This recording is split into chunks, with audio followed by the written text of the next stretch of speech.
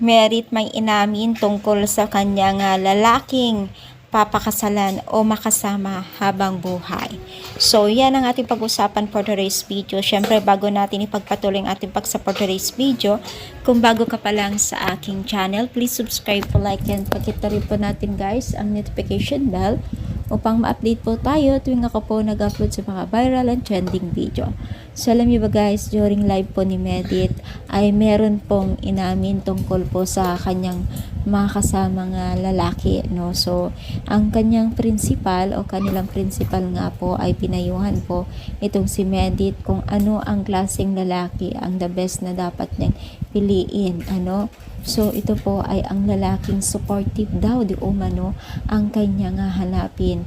Para naman sa ganun, lahat ng kanyang pangarap na ikakabuti ay matutupad. Kasi napaka-importante daw, di umano, ang lalaking supportive sa buhay ng isang babae. Ika nga, totoo nga naman talaga kung may lalaking laging kontra sa desisyon, ay tila ba hindi magiging okay ang lahat o ang takbo po ng inaasam ng isang babae. So, syempre, ituwang-tuwa naman ang mga supporters ni Medit kasi marami pong sumusuporta.